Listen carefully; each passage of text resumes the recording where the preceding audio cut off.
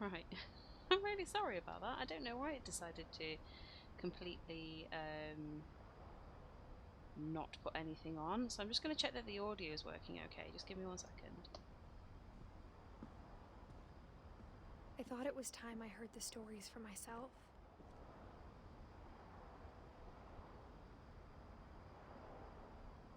Oh, I forgot to take that delay off.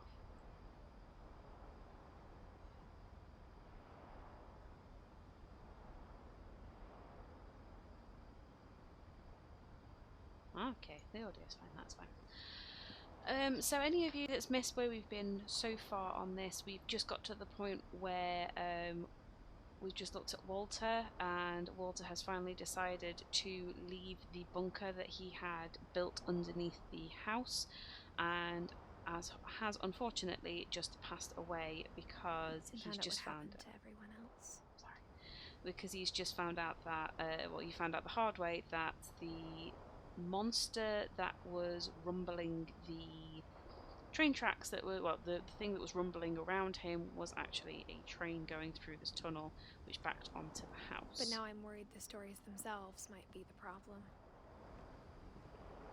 Maybe we believed so much in a family curse, we made it real. So this is poor Walter. So he was about 53, if my maths is serving me well. And then obviously the reason that the train doesn't come this way anymore is because the track just fell into the sea.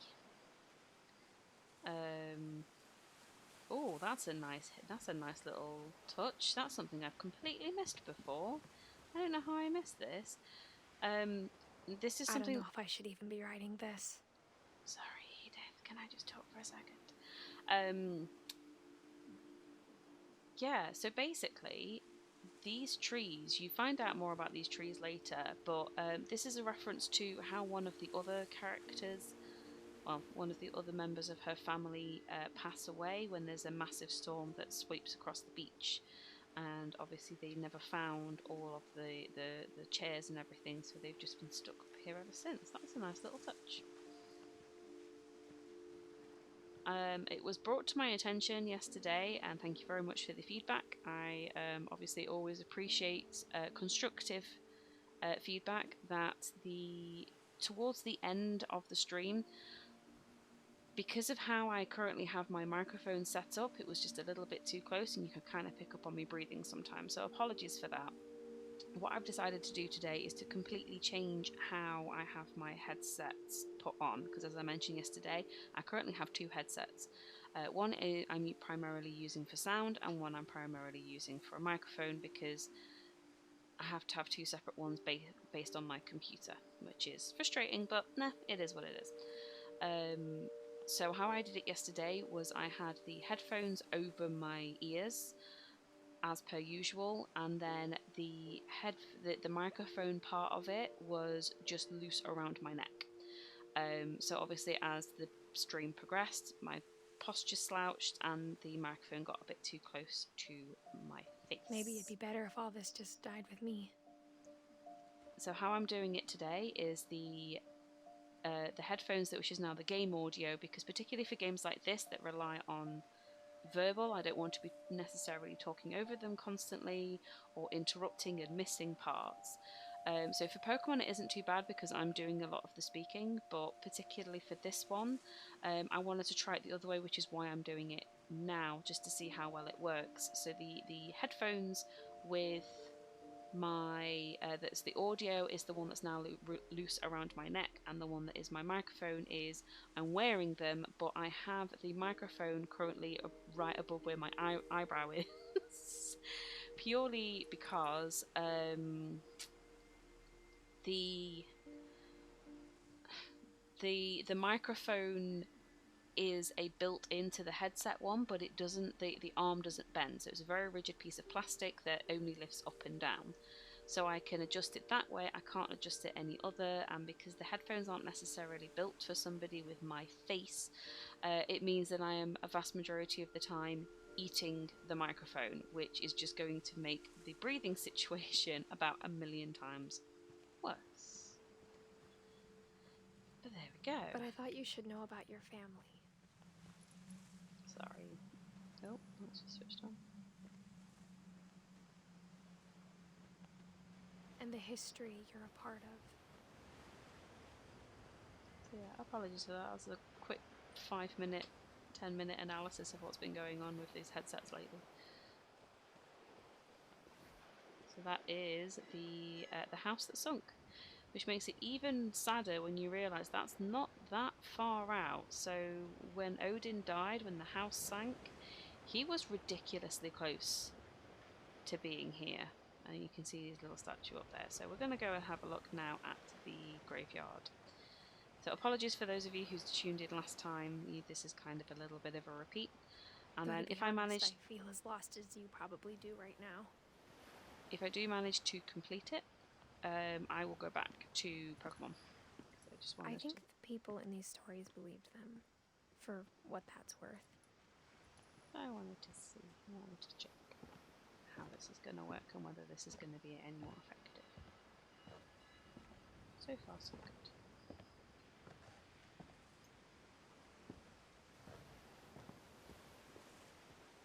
And when you look at the house, that history of imagination and stubbornness and madness. Okay, let me just try bringing it near my eye. See if that's any bit louder, because I've just noticed it's just that tiny little bit quieter. Any of it seems possible.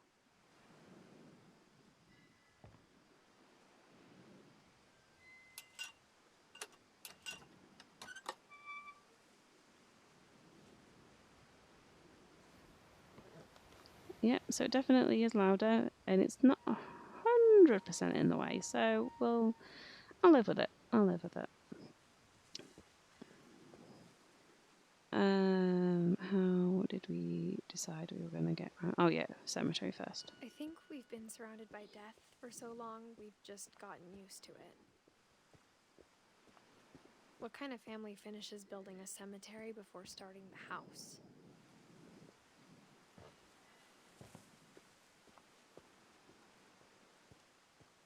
It's embarrassing for me to admit this, but the pet cemetery made me more uncomfortable than the human one.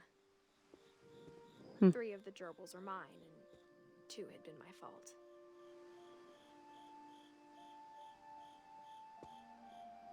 Derpy Junior, Burpy, Chirpy, Furpy, Lurpy, Zip. Oh, Charlie. Daisy, Lucy, Coco. Oh.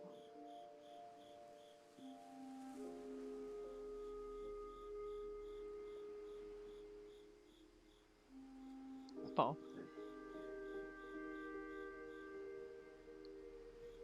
Shatsy, that's an unusual name.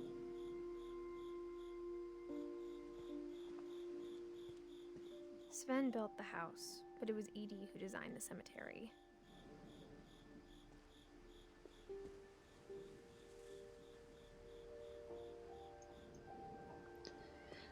Okay, so yeah, as the little kitty cat flight. So Molly was 10. Calvin, we've seen what happened to him. So he was 11.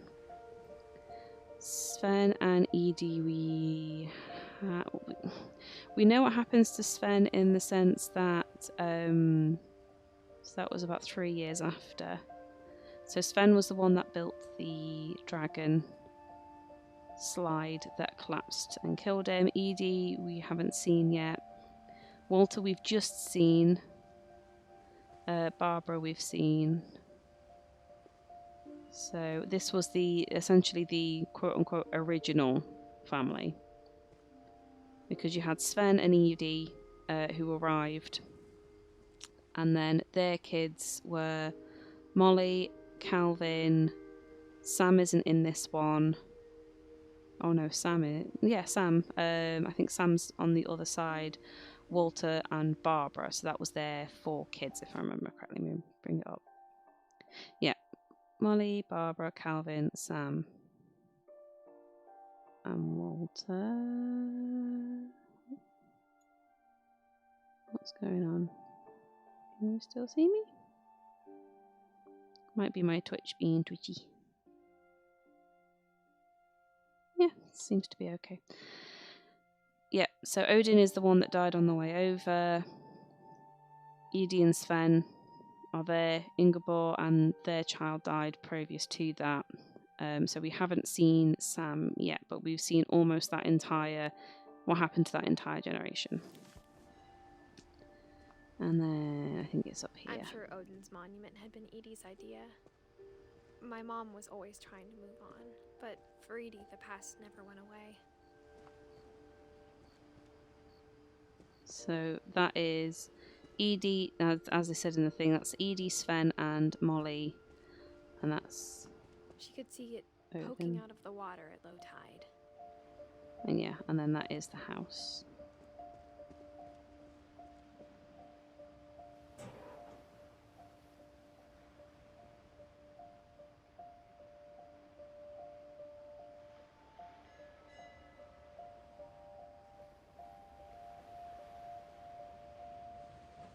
Why is that not zooming in?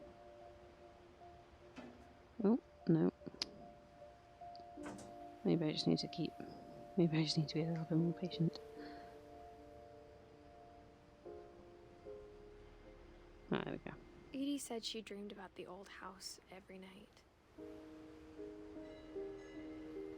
There it is. There's the old house.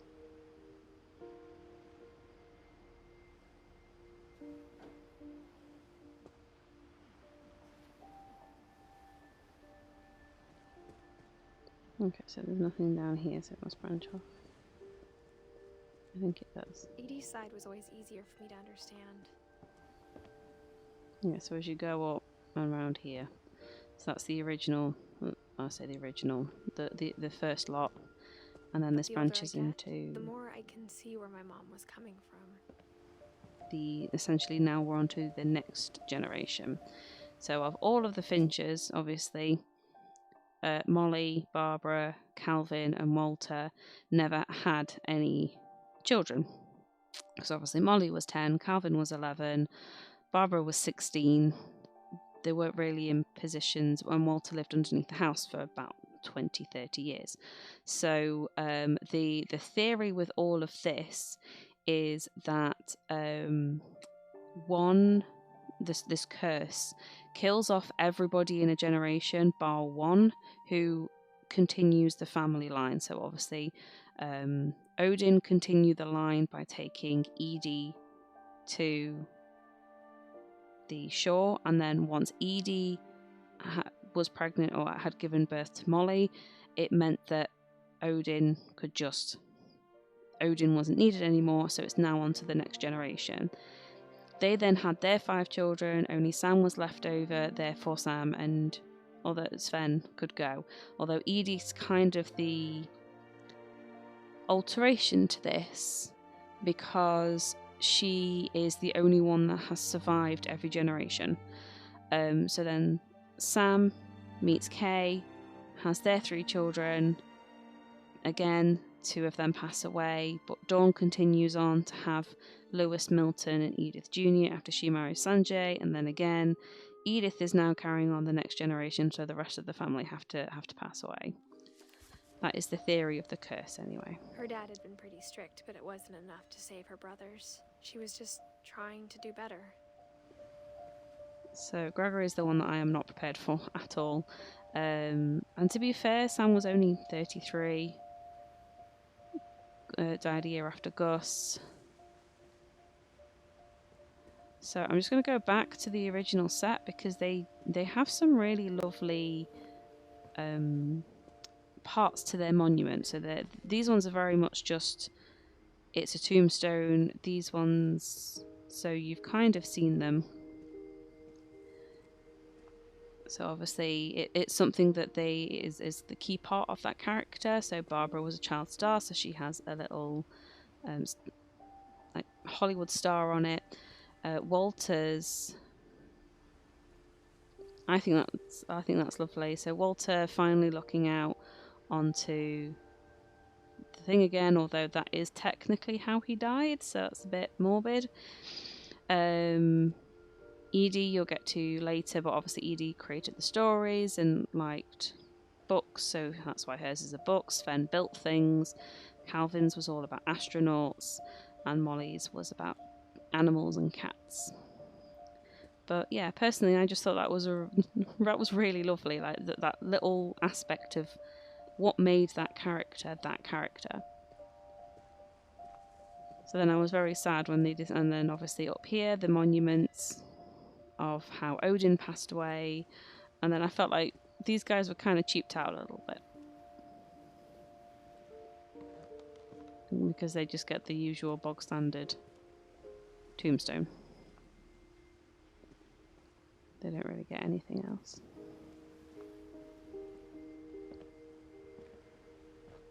She lost 2 of her brothers, just like I did. I get why she tried so hard to protect us. So Lewis we don't get to, but there's a reason why his is a crown. Sanjay's is just a normal one, and again Milton, it will be explained a little bit more, but there's a reason. Well, you've kind of seen with Milton, you've seen a lot of the paint and the artwork around the house, which is we never him. found Milton's body, so my mom insisted we were putting up a monument, not a tombstone. So yes, Milton actually disappears. They never find a body for him, which is why he doesn't have a death date. It doesn't have a date that he died on, because they never can confirm that that's actually what happened to him. And there is a theory that there's another game that comes out, which a lot of people have said is Milton. It's Milton in the. There's so many things I wish I could ask my mom now. Part of me thinks this is what she wanted all along. For me to come back someday and find everything out for myself.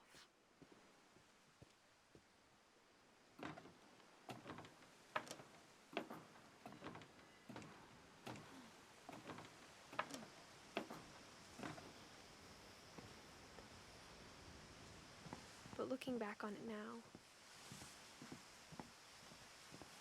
if she told me there was going to be so much climbing, I never would have come when I was 22 weeks pregnant.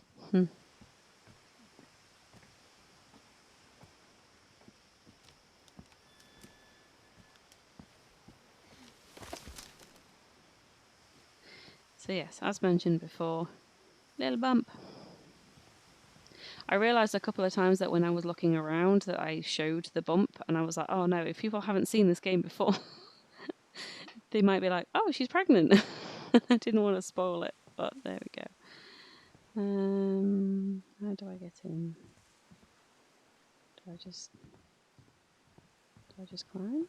Ah, steps. No, yes, I do. I climb the steps. I never met Grandpa Sam, but I think he and my mom had a lot in common.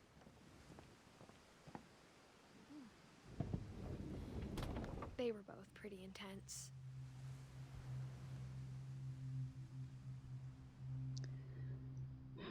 This is the one that I Sam didn't spent like. his life shooting photos, but Mom said he got nervous being in front of the camera. I guess we're all afraid of something. Okay, so this family is so Sven. Sven is obviously the one holding the baby. To his left is his first wife, Kay. To the left of him is Gus. To the right of Sven is Dawn, who is Edith Jr.'s mum, and in his hands is Gregory. If you hadn't figured that out already. I think this might be the next bit. Yeah, that's the next bit. No. Oh, no. Excuse me. I didn't mean to go there yet. Instead of hiding from death, Sam seemed to go out of his way to meet it.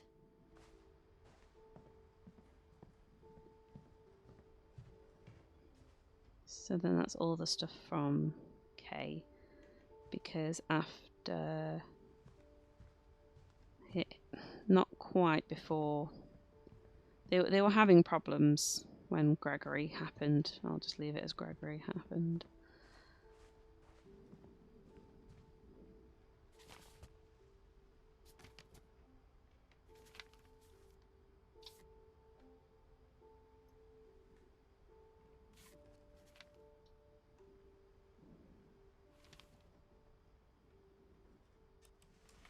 Dawn, I promise, you'll never forget this weekend. Yes, sir. These memories are gonna last a lifetime. Am I gonna have to shoot anything? It's a hunting trip, Dawn. Shooting is strongly encouraged. Perfect. So the nice part about It's this gonna rain the whole weekend, isn't it? is as you zoom in on things, it's kind of narrowed down to where you're supposed to be shooting. So if you shoot anything else, picture-wise, nothing will happen. But if you shoot a picture of the right thing, the thing that the game is looking for, you'll progress the story on. I will never forget this weekend, Dad. That's the spirit. Okay, got it. I'm gonna take some pictures, okay? Just be careful. That camera's older than you are. Aw.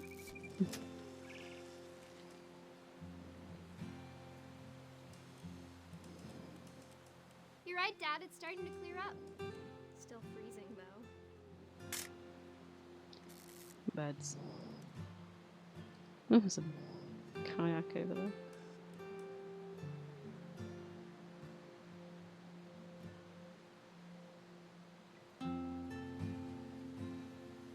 Everything else.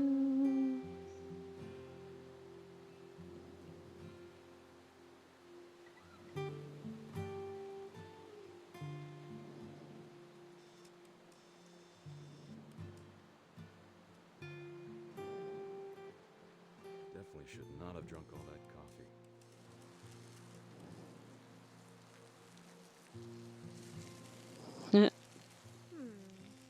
Hold still up. Hey! That's a keeper. I'm just saying, I'm not always gonna be here, Dawn. You'll need to remember this stuff, if you want to survive. I'll be fine, Dad. You know who else thought he was gonna be fine? Some guy who died. Dawn. Dad!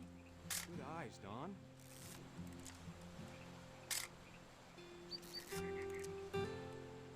Before you take the shot, let me get a picture of you.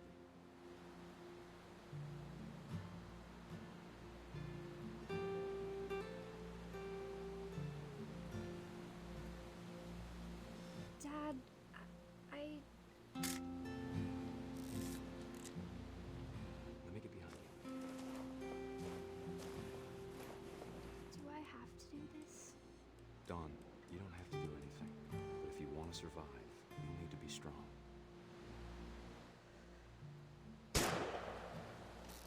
Great shot, Dawn! That was not a great shot.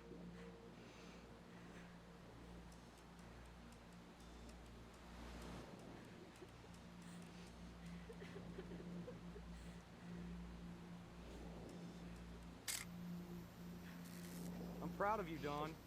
Always remember that, okay? Dad, it's twitching. I think That's it's totally normal, Dawn. Just focus on the camera. Try not to think about... Dad!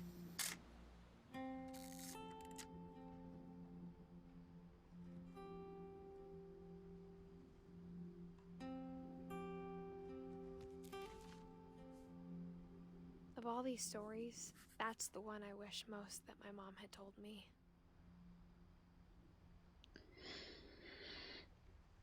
I hate to say it, but that's what you get when you hunt animals.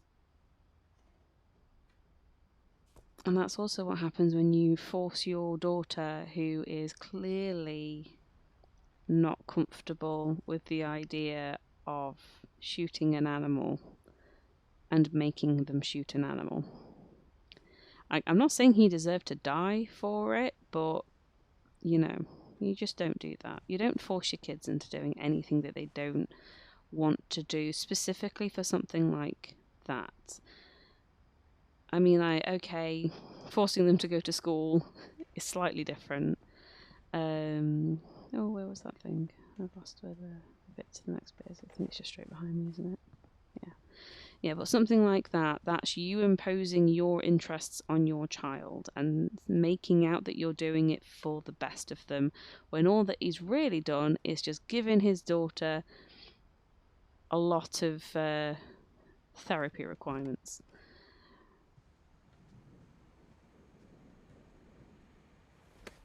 Oh God, After Sam died, my mom and Edie got really close. They'd both lost a lot.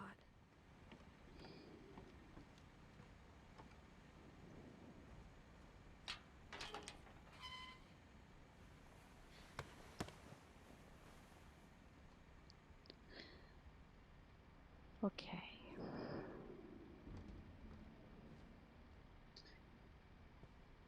So I can't imagine my mom ever writing poetry, and yet these two are side by side because they kind of do both of these in the same place. And then her mum moved up here, very similar to how her dad did after Calvin. Okay. I might. No, I'm gonna do it. As a parent, like, not that the rest of these stories haven't been particularly sad. There's something about this specific one that upsets me deeply, and I think probably the biggest part of that is because this was a genuine intrusive thought that I had not long after I gave birth to Zach. And this was a genuine fear of mine when I gave birth to Zach, is literally what is about to happen here. So I'm going to do my best and try and not lose everything. Dear Kay, do you remember the way Gregory used to laugh when he thought he was alone? Like something funny was happening, but only he could see it. I think he saw things the rest of us don't.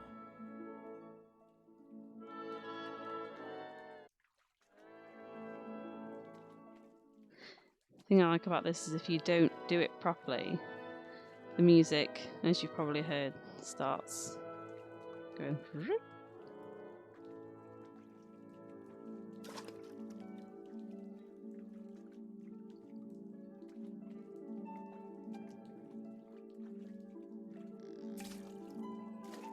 Box hands over, Gregory. It's time to... Hold on, sweetie. Hello? Sam, I told you I don't want to talk right now. I wonder what he saw. Let me take the name off. I think I think this. What his world was like. I can't get that one. He reminded me so much of Calvin. Lost in his imagination. Oh, come on. I want to get the Y.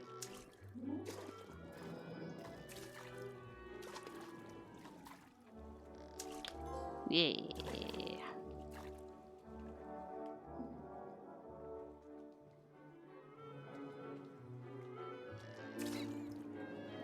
Whatever it was, he saw.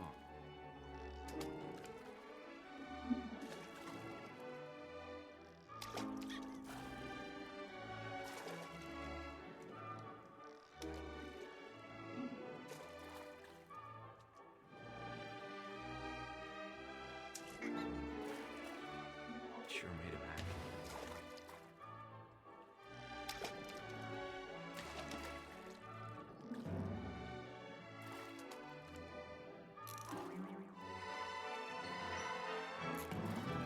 I know how silly it sounds.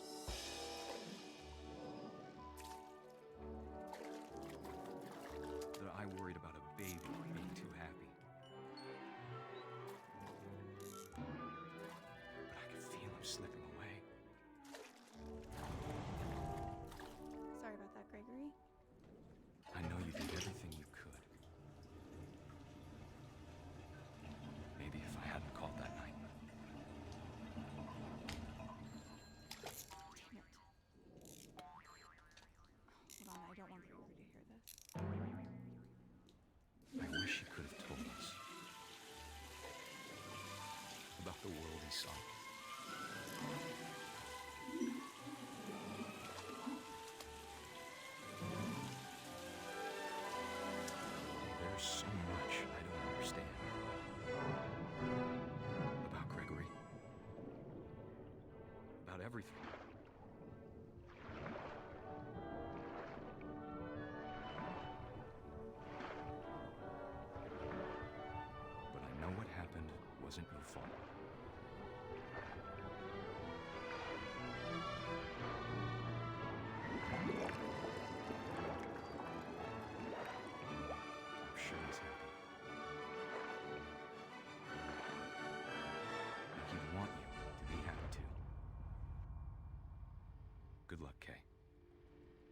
Sam.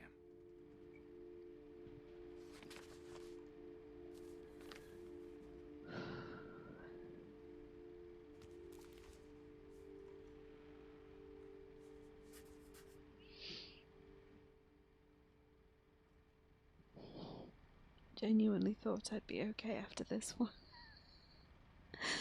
I have watched Dan do this specific thing quite a few times. I remember the first time I watched it was pre-Isaac. So, sorry, just give me a minute. First time I watched it was pre-Zach. So, I felt like it was very sad. Because obviously it's the death of a very young child. But it never quite hit me in quite the same way until after having him and knowing that Zach is very similar to Gregory in the sense that a couple of times we've heard Zach laughing when nobody's around, playing with things that other children wouldn't necessarily think is a toy. So there's something about Gregory's which destroys me every single time. Every single time.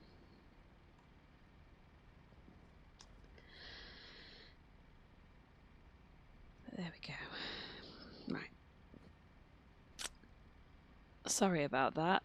I genuinely thought I was going to make it through that okay, and then it was just those last couple of lines that just got me.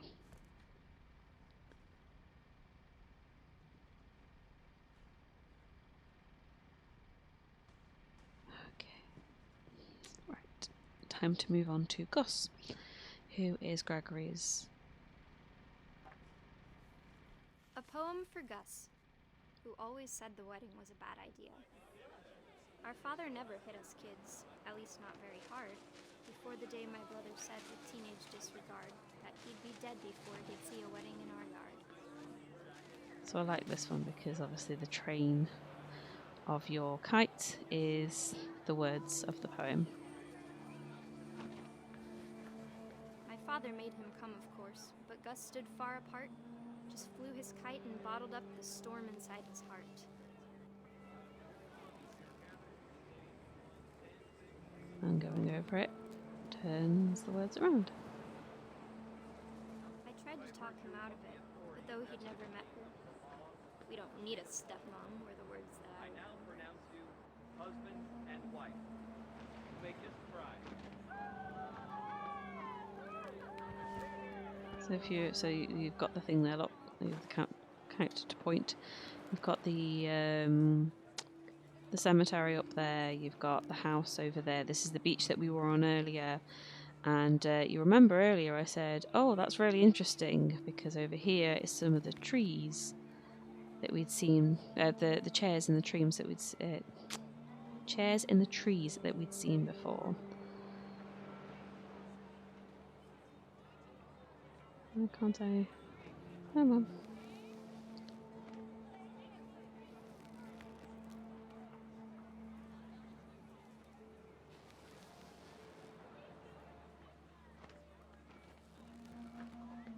The only problem with this sometimes is that it doesn't tell you where you're supposed to go. Ah, there we go. When the time for photos came, Dad ordered him to come here. But Gus declined, and as a sign held up his middle finger. The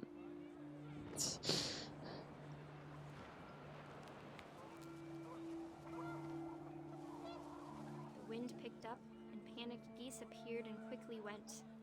But all the humans did that day was go inside the tent.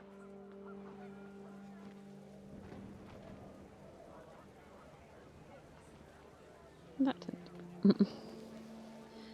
You'll notice as well that this monument was the one that was broken on the shore as well. Oh, there we go.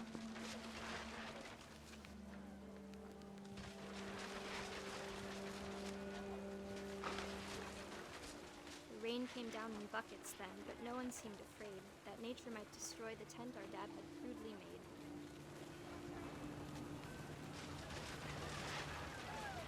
The thunder sounded much too close and full of angry power. But all my father said to this was, "Make the music louder."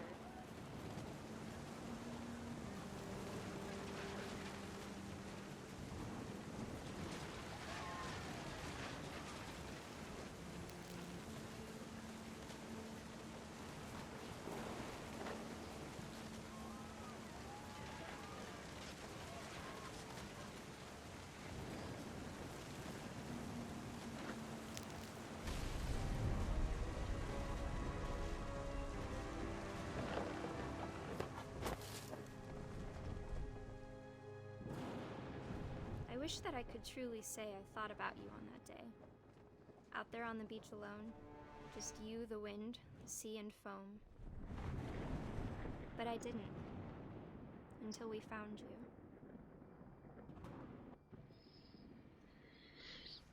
Yeah.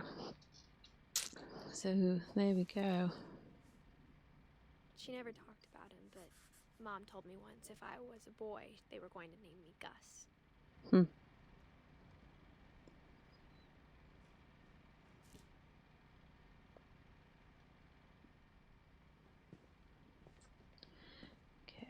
And then, if I remember correctly, My mom moved up to the loft after her brothers died. At the time, it was as far away as she could get.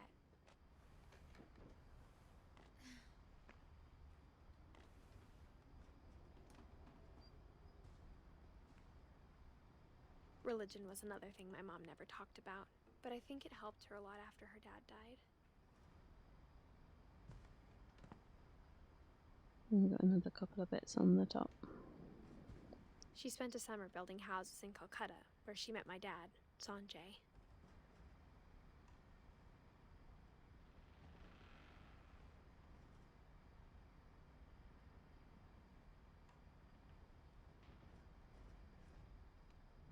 My mom moved to India a week after graduation and got a job teaching English. Louis was born a year later.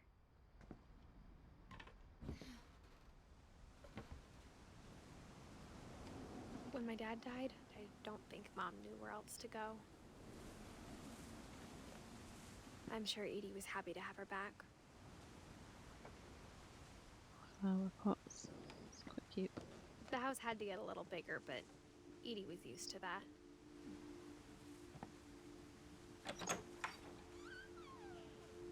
And for a while, things were good. Almost normal. So you can't really tell in the game, but the theory is that Sanjay caught some sort of either like Spanish flu or some sort of viral infection that he never got over, and unfortunately killed him. So Edith, as you can tell, was very interested in the entire family. Louis, not so much. Not so much. And even though Milton's desk isn't there, she still has the tray But it for him. didn't last.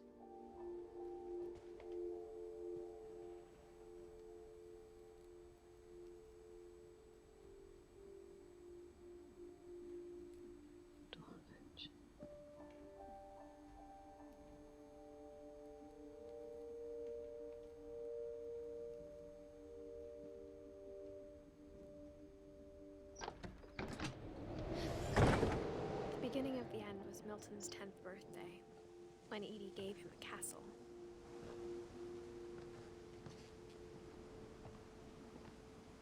Sorry, that's my phone buzzing.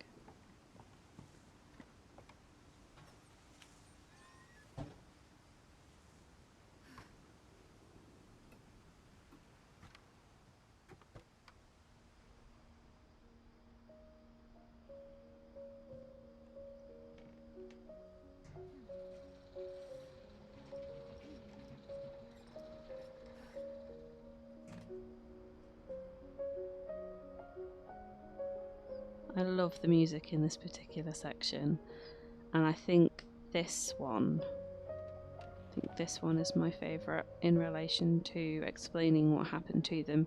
I mean, obviously, I found them all very, very fascinating so far anyway, like the comic book for Barbara. But there's just something about the way they explain Milton's which is really cool, including the music. Milton Finch in The Magic Paintbrush. There's a little flip book, which is something I used to do.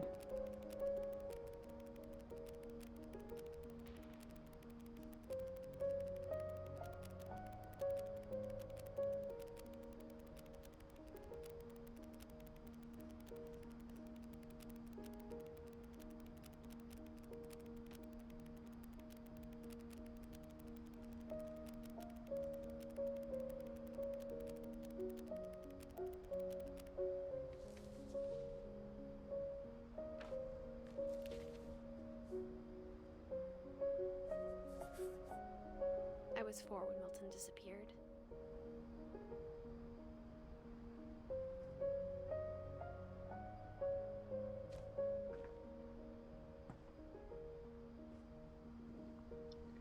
And I think the reason for that is that if you, when we first came in, you can kind of see it there. There is the door that he paints, and you've got a little bit of yellow paint here, and then there is some yellow paint that is stood just directly in front of that door. I think we can go down there in a minute. Mom spent months searching for my brother. Then she sealed the doors. So yeah, so there is the drawing that he did, and you can see that he stood at some point directly in front of it. Whatever Milton had found in the house, Mom didn't want it getting out.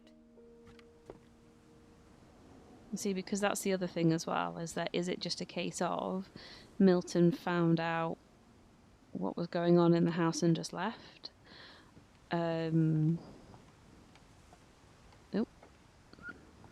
Did he get frustrated by these pots that for some reason stopped me going the entire way around? Despite the fact there's absolutely no reason for them to be there. Who knows?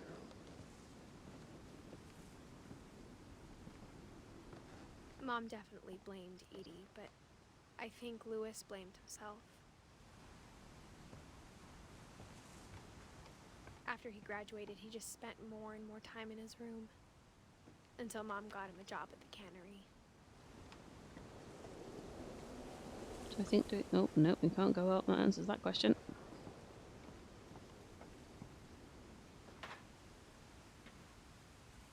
This is a cool room, though. Although I have to think about the impracticalities of just the day-to-day life of them. Anytime they need to go get dinner, etc., having to do this all the time.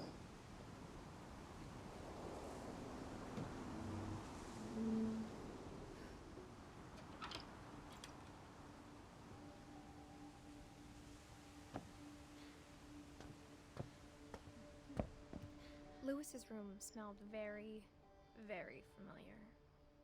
That part of him lived on. They're trying to insinuate that Lewis was into the recreational drugs. I don't think there's anything I can have a look at in here, is there? He was so proud of being Indian. I think for him, it was a way to be something other than just a Finch. Which makes sense.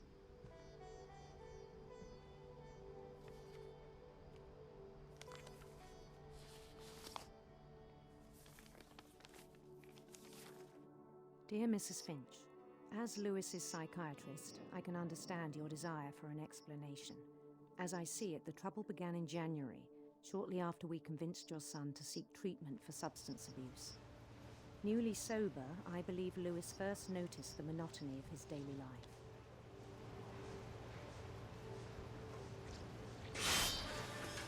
He kept working at the cannery, but he withdrew part of himself. In our sessions, I saw the same behavior.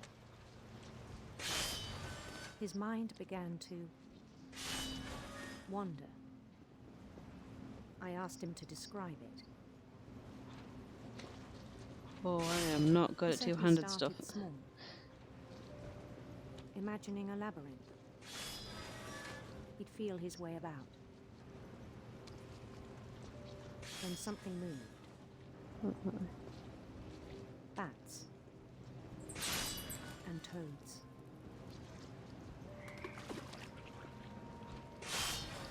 This is clever. So you can't really see what's happening here.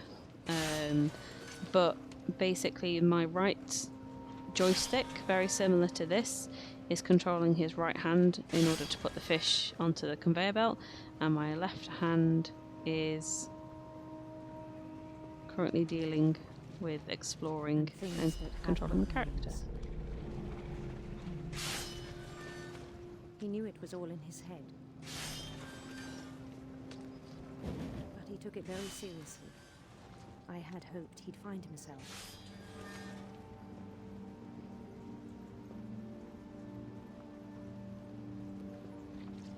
But he found something more. Oh. I worried about him then. Daydreaming at the cannery. I think do I go this way? I think I do. So you can see I that spoke with his boss, slowly but surely but he this said Lewis had become a model employee. Methodical, tireless, focused. I'm going to stop moving because this is the problem I've got. Yeah, you can see that this imagination part of himself is slowly but surely taking over the entire Like screen. a whole new Lewis. So I let him go on.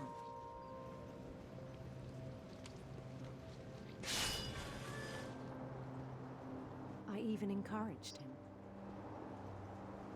It seemed very promising at first. He told me he'd made a new friend. Poppy! On the edge of a city he named Lewis Topia. Let me just grab this fish. He built the city up slowly, brick by brick. Then he made musicians.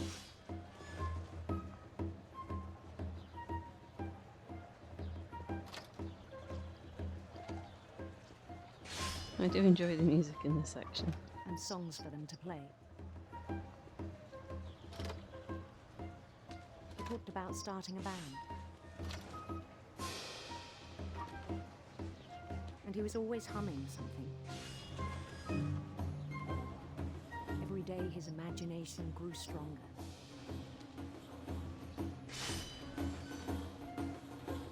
He no longer spoke at the cannery. But his chopping was as reliable as ever. Then one day it struck him that all the cheering crowds, even the stones under his feet, were all in his imagination. So he could do whatever he wished.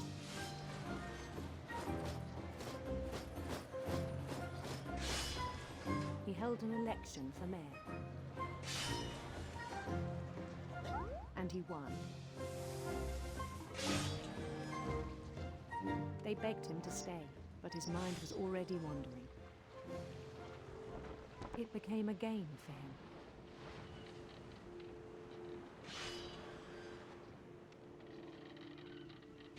He'd conquer a city, then immediately push on. New Louisville.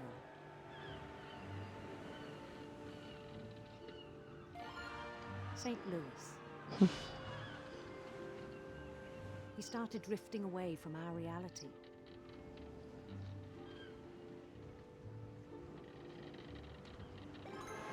Minneapolis. Until one day he forgot to go home from the cannery.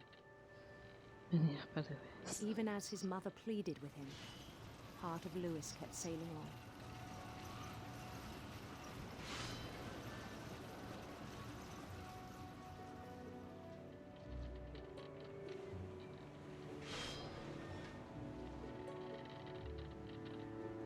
in Lewisburg, he heard rumors of a... I love the fact that you can choose. I'm gonna go with a beautiful prince. beautiful prince. Ooh, let's not crash the boat. Let's not crash the boat.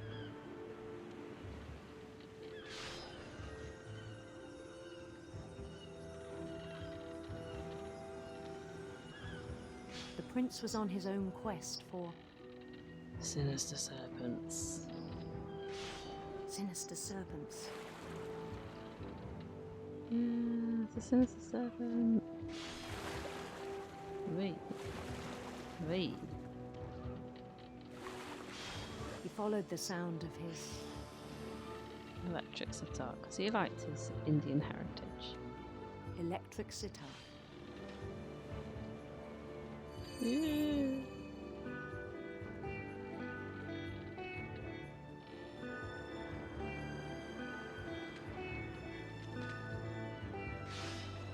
Oh no, it's the His last one. chase led him to a golden palace east of the sun and west of the moon. Slow down, slow down, slow down. Even then, his logic remained sound.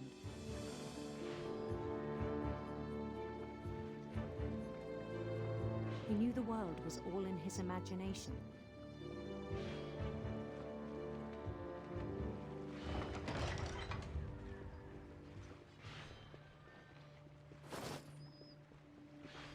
But he was so proud of having created it. In his own eyes, he'd become something greater than a king.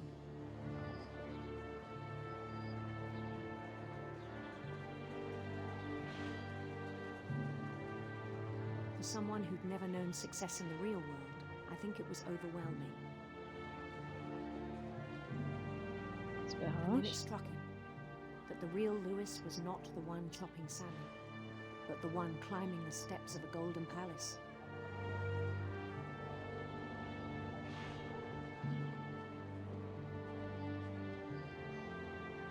My imagination is as real as my body, he told me.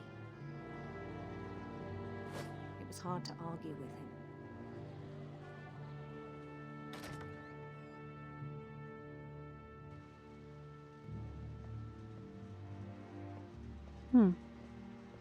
Have I gone the wrong way?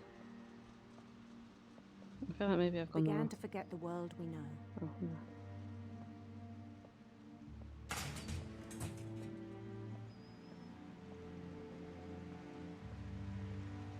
I think it pained him to remember Lewis, the cannery worker.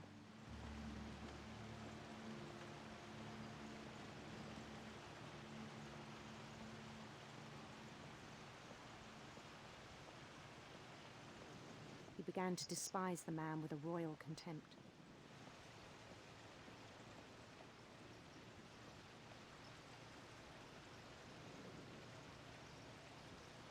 This is just sad. Oh, poor Lewis. Like I said, he's just so out of it. He can't hear anyone, can't see anyone, doesn't even realise it's not actually doing his job now. He's just surrounded by mountains of chopped fish. I still thought I could save him.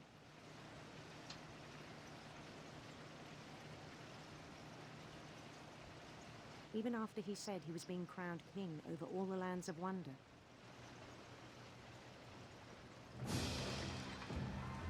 The palace would be packed with his companions.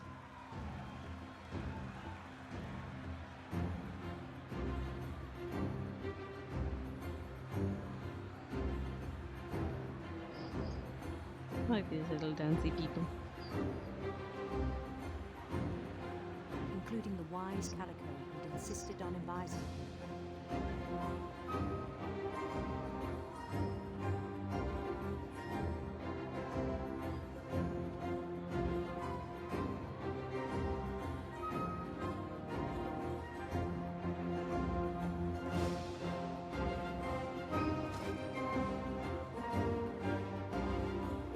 His prince waited, holding his crown.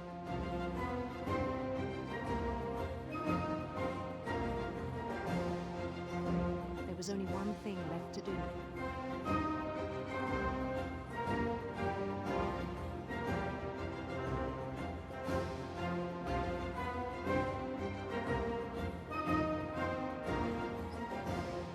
Yeah, you can see where this is going, can't you? Bend down his head.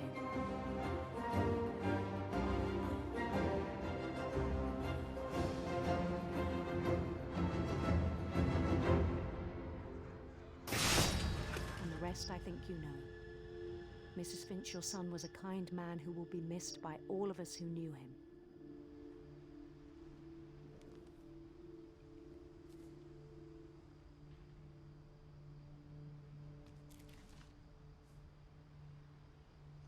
My brother was really cool. I wish you could have met him.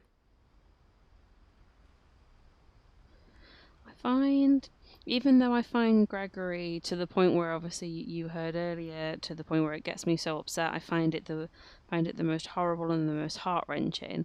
I find Lewis's really sad because it was just a case of a series of people who just let him down. Particularly like with his mental health, etc. You know, they only really kind of started getting help for him when it became really obvious that he was abusing substances, and you know, even though she said she thought that she could still save him and she thought that she could still help him, I didn't really feel like she was doing that much to help him. It's a difficult one. Like when she spoke to his workplace was like, well, he's chopping up the fish. I don't know what you want from me. And it's like, I want you to be a good employer and put the physical and mental health of your workers above their ability to chop a fish for 5 minutes. Sorry, mental health things just... Mental health and people's inability to cope and support people with mental health issues is just something that is a massive bugbear for me.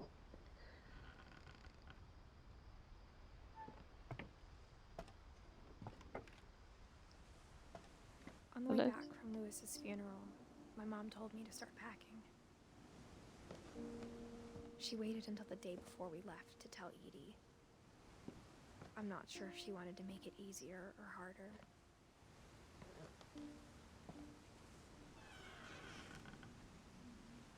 I wish we'd stayed.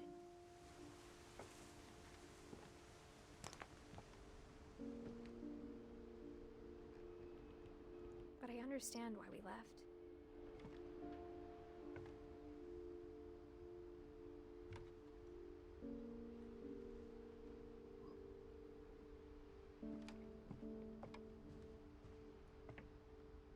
My mom ended up leaving everything behind.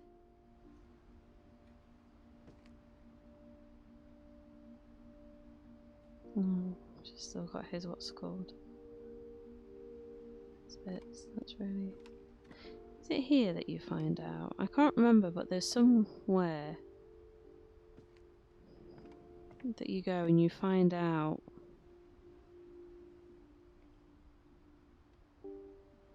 that that's how he died. That's how he passed away. Was this illness? I don't know. I might be making that up. What happened that night had been coming for a long time. Maybe it should have come sooner.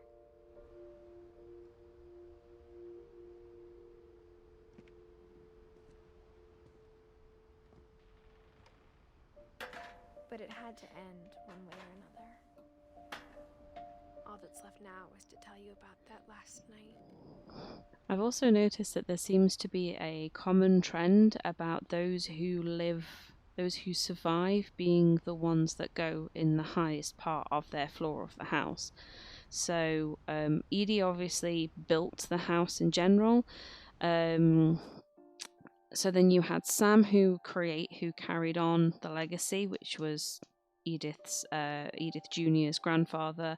He was the one that, after his brother died, he moved into the very top, so he went really, really high. Dawn did exactly the same after Gus and Gregory passed away.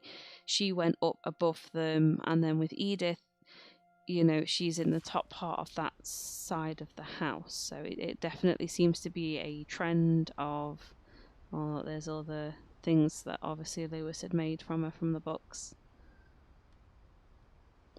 So you have little references. So you have Lewis. I think that's also supposed to be part of it. Gregory. It might not be anything else. This might all just be relation to Lewis's the scene that we've just seen, but you've got the shark and the seal there from Molly. You've got the deer and Sam, Gregory. Lewis is obviously all the little paper charms. The house in general.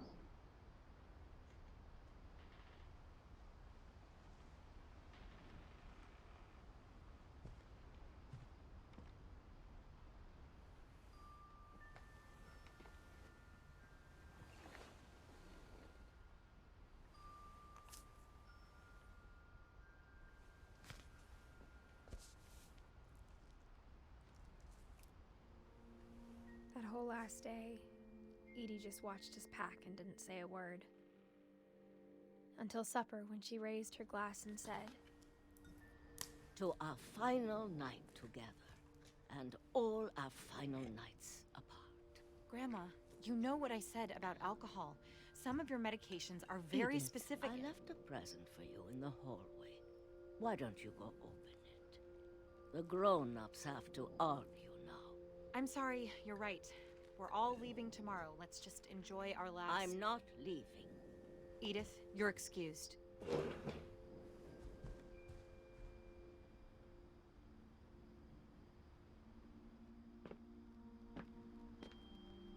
the power had been shut off that morning, but Edie always had plenty of candles.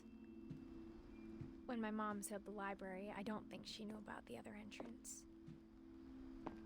Or that Edie had a key to it.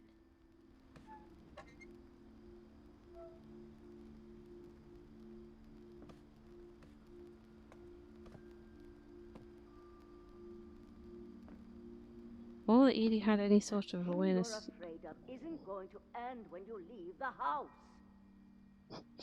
Or that Edie had any kind of awareness of fire safety, considering how many candles there are around this wooden frame and paper books.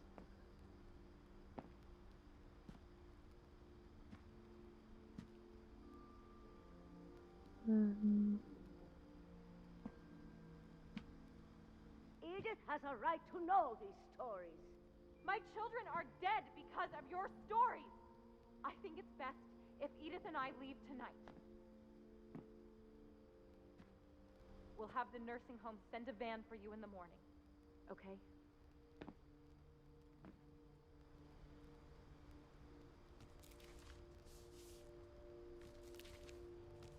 Dear Edith, there's so many stories I wish I could tell you, but there's only time for one.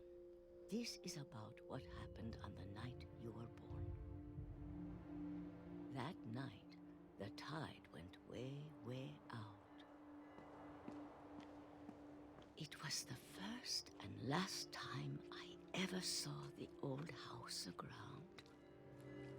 There'd been an earthquake out in the middle of the ocean. They called it the lowest tide in 1,000 years. God, it smelled awful. You know, I've seen that house every day of my life.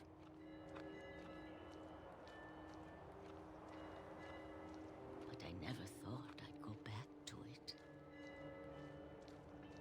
When the fog rolled in, I lost my way.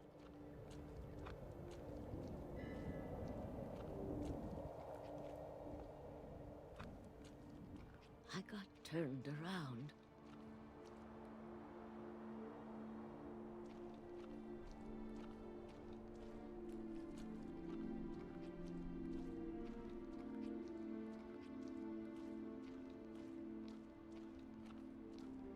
For a while, I wondered. I started seeing things.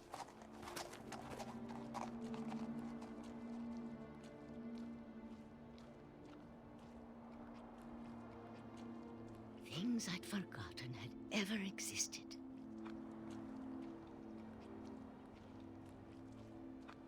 But when I saw them, they felt like old friends. That night, a lot of things came back to me. Or maybe I came back to them.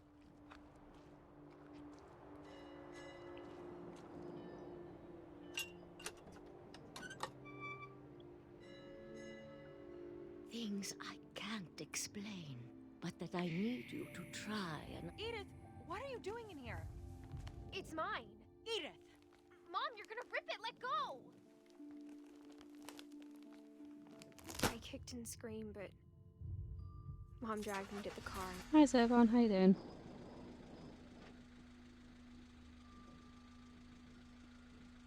Gigi says hi as well.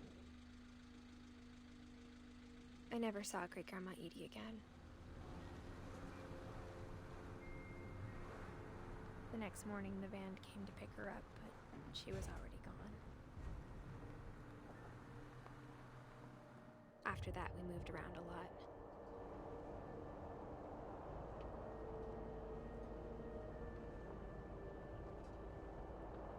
We both tried to make the best of it.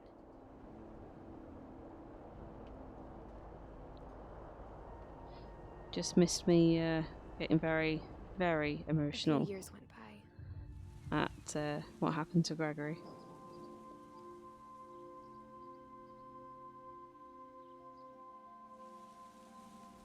My mom didn't like to talk about it. But she started getting sick a lot. The rest happened pretty quickly.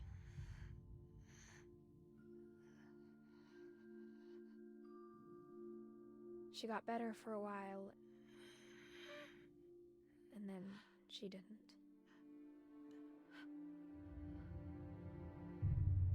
And then I was alone.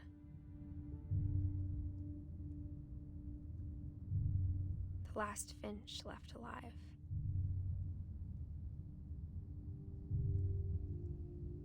Until I found out about you. I'm still not sure what to tell you about all this. If we lived forever, maybe we'd have time to understand things. But as it is, I think the best we can do is try to open our eyes. Yeah, have a good one. I'll see you in a bit. And appreciate how Thank you for coming in and saying brief hi. all of this is.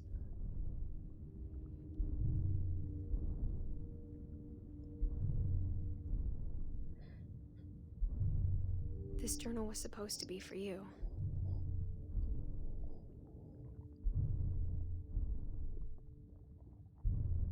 But now I hope you'll never see it. I just want to meet you and tell you all these stories myself. But I guess if you're reading this now, things didn't work out that way.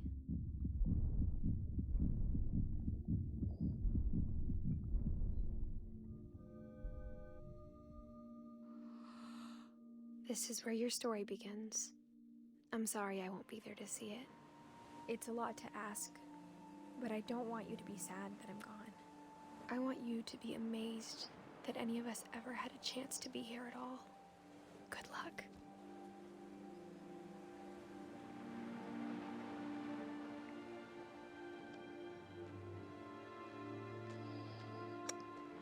Yeah. It's a very sad ending.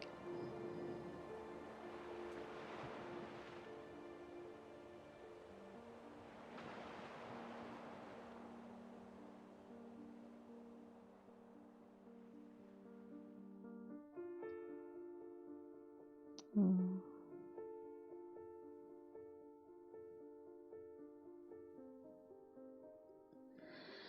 I do sometimes have to wonder if each of these stories, each part of the Finches, is something that happened to either some of them or somebody that they know, and yeah. Like, is it just something that they thought about? Is it something that's actually happened to them? Is it something that's happened to some member of their family? It's just, you don't necessarily want to think about it.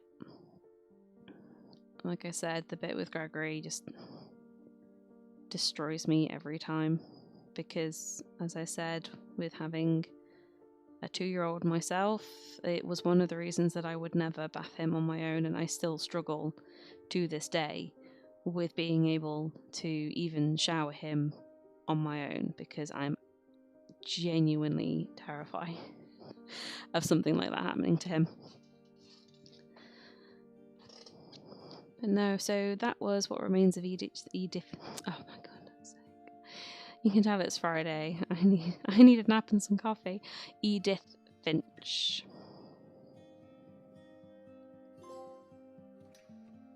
Oh.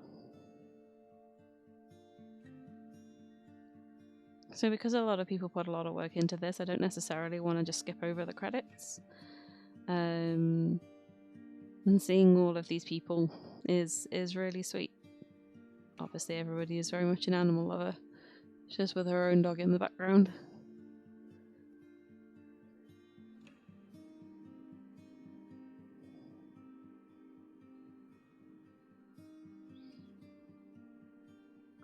But no, I genuinely, even though it kills me every single time, I love this game. It's not a very long game, as you can tell. I mean, I did, what, an hour, just over an hour, and it's been about an hour and 20, so you're talking, and that's, you're probably talking less time with me mucking around, not really knowing what I was doing, wanting to go here, wanting to go there, going the wrong places first, not getting the controls properly. But yeah, it's probably about 2.5 hours. So I would seriously recommend playing this or buying it and getting some time in, because even if you've seen it, it's different when you are there being Edith yourself. And I just think it's so well done.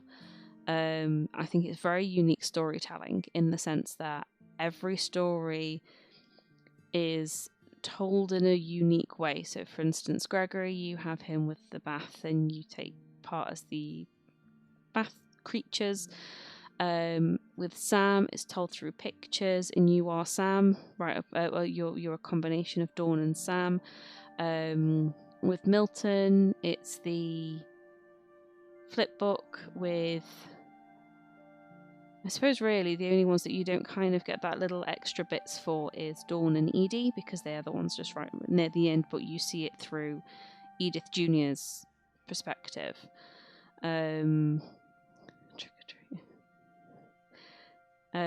But yeah, so like Lewis, you get to play as his imagination. Oh, the Edith Finch team. Yeah. But yeah, I like this game. Even though it was only supposed to be a tester, I'm glad I kind of went with this one in the end. A replay a story option is now available. Select Edith to play from the beginning. So yeah, I think you can kind of go through if you want to and just listen to all of their stories again.